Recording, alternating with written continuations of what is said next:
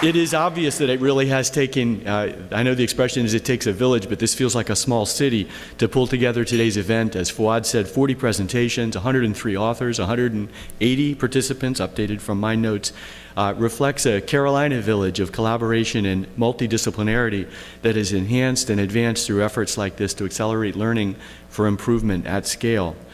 And today's event, as you know, is a response to a growing concern that researchers and government officials alike, that knowing what works is important, but not enough for enacting sustainable system-level change. I'm aware there was a book written in my field a number of years ago called The Knowing-Doing Gap, and this feels like it's very consistent with that. Somehow we seem to know to do these things, and yet we don't quite get there to actually do them. Failed attempts at replicating positive outcomes in new or expanded settings, be they schools, hospitals, clinics, community centers, or corporations, underscore the need for a different relationship between research and practice. And notice the nuance associated with that. Not that there needs to be a relationship, but there needs to be a different and a somewhat better relationship between research and practice, one that takes a systemic perspective on improvement. Maybe only a few years ago, some of us as researchers might have said, well, you know, we'd get the big ideas out and then other people worry about how to put them into practice. And we're pretty far beyond that at this point. And I think that's appropriate for a public university that we be beyond that. Just this week, I was briefed by a group of Carolina researchers and the director of Orange County's Family Success Alliance on the Alliance and the School Readiness Family Support Programming. And it's sobering to realize that right here in Orange County, we rank #1 in income inequality of all counties in the state, and that almost 30% of the county's families do not earn a living wage, and that 75% of our children born into poverty will remain in poverty or in low-income households. So this is Orange County, where we live. Frank Porter Graham, the Department of Pediatrics, the School of Public Health researchers are evaluating the FSA programs in real time for continuous improvement of program delivery so that our most vulnerable young neighbors have the opportunity for a healthy, safe, and productive life. I think it's an example of the kind of initiatives that can come out of today's event.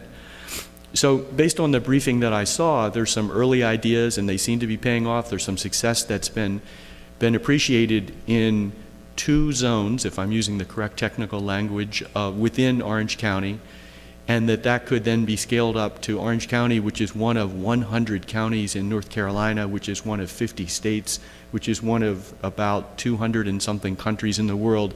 And I think in some ways that activity is a microcosm of exactly the research problems that you're facing today.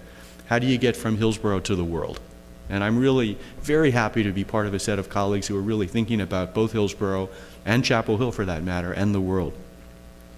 So by identifying and featuring existing expertise on the UNC Chapel Hill campus, today's symposium will provide a fertile grounding to guide improvement science efforts in solving the state's and the nation's grand challenges. While our immediate focus may be on North Carolina, we hope to develop insights that will be valuable, as I've said already, nationally and internationally. The specific areas of focus will be shaped through ongoing discussions at today's symposium, but here are some examples. Closing the achievement gap between North Carolina's low-income students and those whose parents or guardians earn more.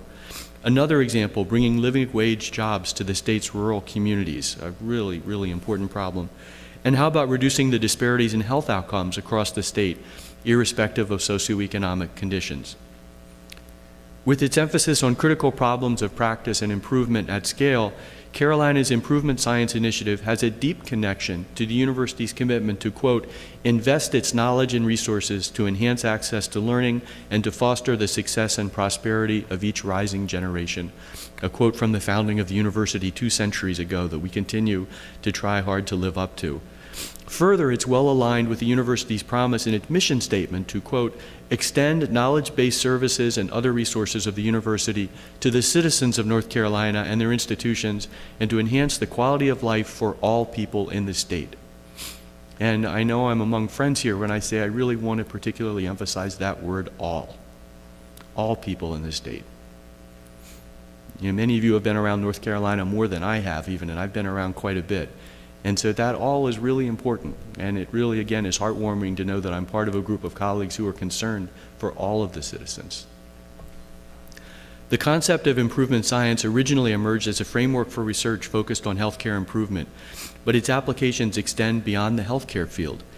Our aspiration, beginning with today's symposium, is to position UNC Chapel Hill as a leader in this area of science by developing a set of multidisciplinary, innovative educational programs to prepare improvement scientists to work in school systems, hospitals, public health, and senior care centers, corporations, social service agencies, and other not-for-profit organizations, and to build model research practice partnerships that use improvement science to solve the state's grand challenges as well as to address national and global concerns.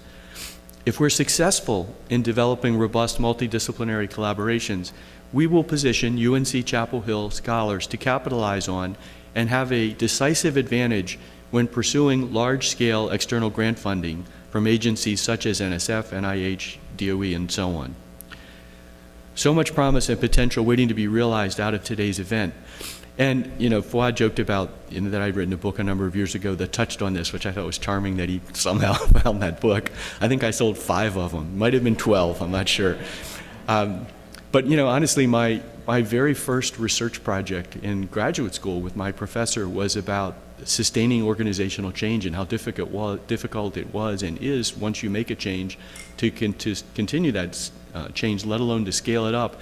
And that was a problem in 1979 when we were doing that research, and it's no less of a problem today. And so I'm really gratified that people are taking these challenges seriously and on an interdisciplinary basis. And so in some ways for me, this is like coming home to see all of you who really have your heads down and working hard on this. So I know we need to get started. Thank you all for your part in making today happen, and I look forward to seeing where this leads. Thanks very much.